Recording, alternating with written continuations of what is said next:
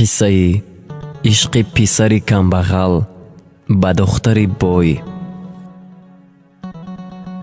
عاشقی درد است که دردمندت می کند و آتش سوزانی او خاکسترت کرده به دریای غمش غرق می گردی و عاقبت پخته و ساخته دیگرت می کند.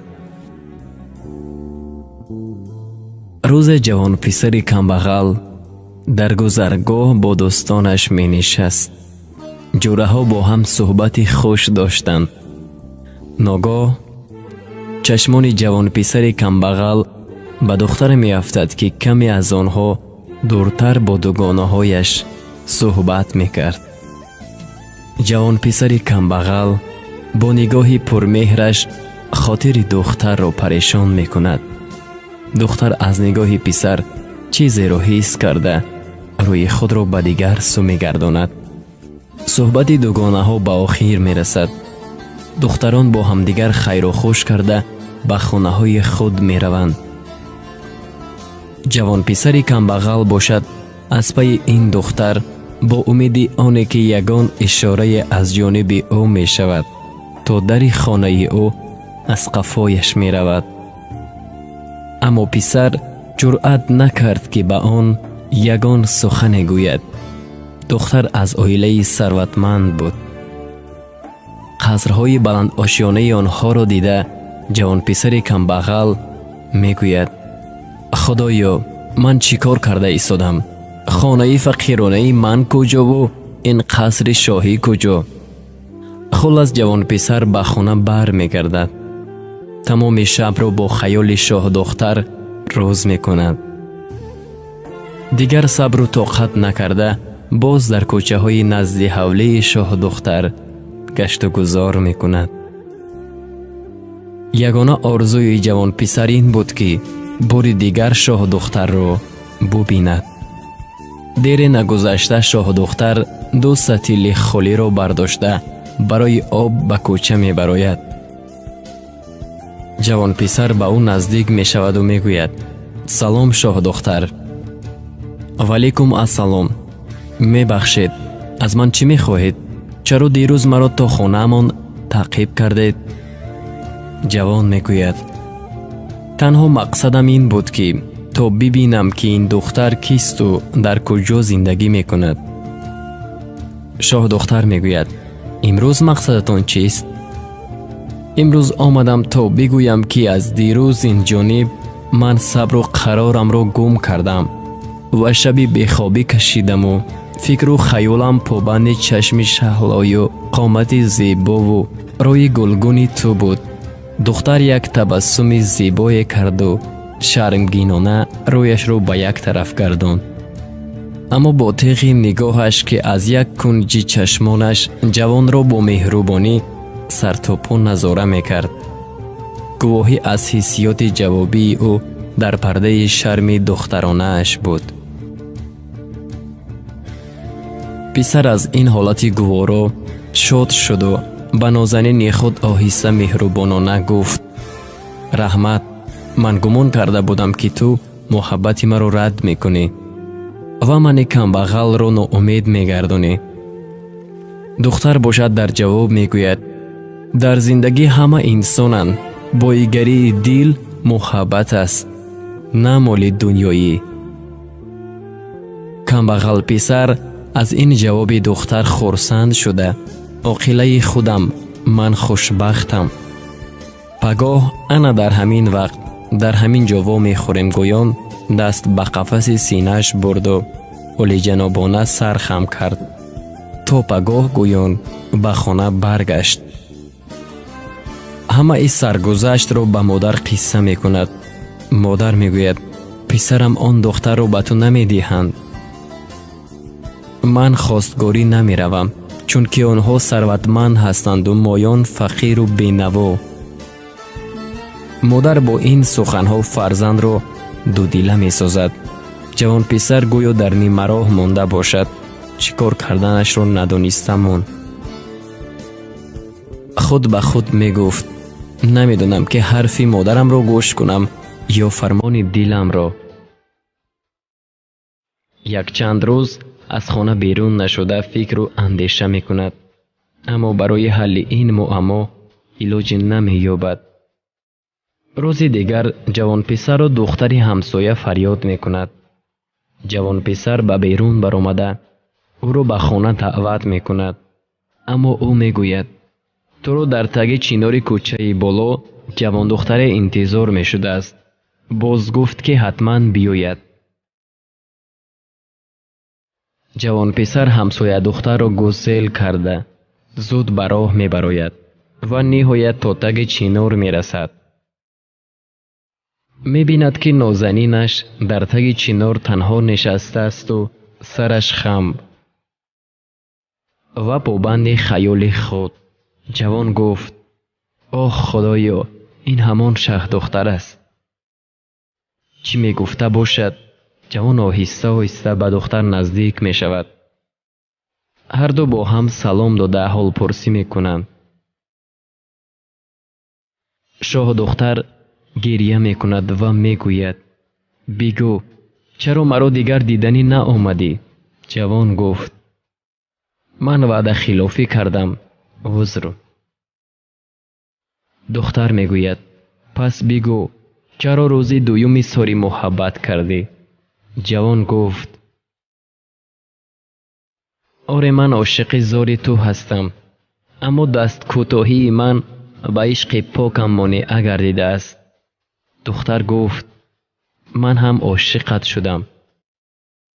пас ҷавонписар ин ҳолатро дида ба ӯ мегӯяд: ман як фақири бенаво ҳастам, падар надорам. падарам дар айёми кӯдакиям вафот карда буд. хонаи маро дидӣ ки дар чӣ ҳол аст? духтар гуфт: ин ҳама молу мулк барои ман ҳеҷ аст. биё то бо ҳам риштаи тақдирамонро пайванд созем. модаратро хонаи мо фирист, то маро хостгорӣ кунад. охир ман розӣ бошам, модару падарам розӣ мешаванд. ҷавон ба гуфтаҳои духтар хуб мегӯяду ба ӯ хайру хуш карда ба хона меояд. ба модар мегӯяд: модарҷон, шумо мехоҳед ки ман хушбахт бошам? модар мегӯяд: охир писарам, ин беҳтарин орзуи ман аст. пас модарҷон, ба хотири ман як бор ба хонаи ҳамон шаҳдухтар равед. илтимос, модарҷонакам. модар розӣ мешаваду аз мағозаи ҳамсоя кулчаву қанд харида ба дастархон баста ба хонаи шаҳдухтар меравад. модари шаҳдухтар ӯро дида аз боғ ба назди дар меояд ва ӯро ба хона даъват мекунад. ҳарду бо ҳам суҳбат мекунанд ва модари ҷавонписар оҳиста оҳиста суханро оғоз мекунад: дугонаҷон, ман як писар дорам. писарам девонавор ошиқи духтаратон шудааст. духтари шумо низ ба писари ман ошиқ шудааст. сабаби омадани ман ҳамин аст ки духтаратонро аз шумо хостгорӣ кунам. бо шунидани ин суханҳо модари духтар дар ғазаб меояду мегӯяд: ту худ кӣ ҳастӣ ки як зани бекасу бечора, фарзандат як беҳунару бекора, шумо лоиқи мо нестед гӯён дастархони модарро ба дасташ дода аз хона берун мекунад. модар гирьякунон ба хона омада ҳамаи воқеаро ба писараш нақл мекунад. писар бо сари хам аз модараш узр мепурсад ва мегӯяд: модарҷон, маро бубахш, гунаҳкор ин манам, на ту. ту ҳақ будаӣ, ман туро бояд маҷбур намекардам. маро бубахш модар, фарзанди гунаҳкоратро бубахш. аз байн як моҳ мегузарад. ҷавон духтарро фаромӯш карда наметавонад. боз дар суроғи духтар мешавад. якчанд рӯз мекобад, аммо намеёбад. баъд ӯро аз ҳаққу ҳамсоягонаш мепурсад. яке аз ҳамсояҳо мегӯяд: ин духтаре ки мепурсед, як моҳ пеш ба беморие дучор шуд, то ҳол давояшро пайдо карда натавонистанд. ӯро як моҳ боз дар беморхона хобонданд, то ҳол ягон пешравӣ нест. جوان پسر سراغ بیمارخانه را گرفته زود به آن جا می رود و نهایت او را پیدا می کند. می بیند که حال دختر بد است. با طبیبان هم صحبت شده دوای درد دختر را می گوید، اما طبیبان دوایی را می گویند که آن دوا کمیاب بوده، ارزشش بس و قیمت بوده است. جوان چی کار کردنش را نمی دانست. در جستجوی راهی حل بود، اما جز به فروختن خانه و دری خود دیگر علاجی نداشت. مادرش را راضی کننده به خانه خاله‌اش می برد. بعد خانه و درش را فروخته پول را به بیمارخانه می آورد. طبیبان دوا را دریافت کرده به درد دختر دوا می بخشند. دیر نگذشته پدر دختر نیز پول را آماده کرده به بیمارخانه می آید. وقتی که پول را پیشنهاد می کند طبیبان می گویند الکی دیر کردید. دوام سخن را نشنیده پدر دخترم گویان فریاد می زند. طبیبان او را آرام ساخته می گویند شما ما را نادرست فهمیدید. دخترتان صحت و سلامت او را دیده می توانید. پدر باشد خدایا شکرت گویان از طبیبان منتداری می کند. پدر دختر را دیده از شادی چی کار کردنش را نمی دانست. با طبیبان هم صحبت شده می پرسد دوا را چی طبع یافتید؟ طبیبان گفتند می بینید همان جوان را. پدر دختر می بیند که جوانی در پسی تیریزه دختر با خاک و چنگ غلمیده و با تن لباس های دربه پوشیده به طور سر یک سنگ گذاشته خوابیده است. پدر دختر باز می خندد و می گوید شما مرا مسخره می کنید. این دیوانه کی است؟ این چی طور به دختری من کمک کرد؟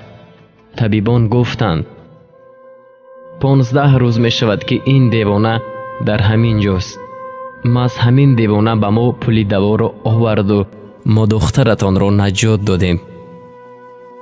پدر باز هم باور نمی کند. تبسم کنان باز به نزد دختر می رود. دختر از پدر می پرسد پدر جان با من همان کمبغل پسر رو پیدا کنید. او رو امشب خواب دیدم.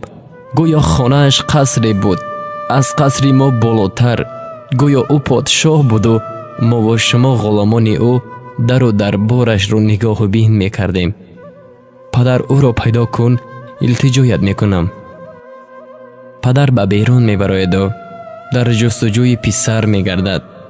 نهایت خانه او را پیدا می کند و دروازه را تق تق می کند. اما از دروازه شخصی دیگر می براید و می گوید خوش آمدید، چه خدمت کنم؟ مرحمت به یک پیاله چای می گوید. پدر دختر می پرسد من جوانی را می جستم، مردم همین خانه را نشان دادند. صاحب خانه می گوید راست، این جوان 10 روز پیش همین جا زندگی می کرد، اما خانه و درش را به من فروخت و رفت. مردم گپ کردند که معشوقش به بیماری بی‌دوای گرفتار شده است و از بهر دریافت کردن دوا جوان این خانه و با مادرش را فروخته است. تا حال میگویند که او در بیمارخانه است و در انتظار به خود آمدن معشوقش است. پدر این قصه را شنیده زود به بیمارخانه برگشته جوان را جستجو می کند و نهایت پیدا می کند. می بیند که جوان برده نان را به آب تر کرده خورده ایستاده است. این حالت را دیده پدر دختر زار زار گریه کنان مرا ببخش پسرم گویان جوان را به آغوش کرده همراه خود به نزد دخترش می آورد. دختر و پسر همدیگر را دیده لحظه خاموشی را نگاه می دارند. پدر آنها را تنها گذاشته به بیرون می رود. عاشقان با هم رازی محبت می کنند. پدر دختر باز آمده خانه کمبغل پسر را با نرخ دوچند خریده همه چیز و چارش رو با زیب زمانه می کند و راست به بیمارخانه آمده دختر و پسر را گرفته به خانه کمبغل پسر می آورند. جوان خرسند شده با همراه دختر رفته مادرش را به خانه می آورند. پس از یک هفته توی برپا می شود. عاشقان با هم می رسند. یک زندگی نو را آغاز می کنند. عاشقان زنجیر دارند که این زنجیر را تقدیر با هم پیوند می کند.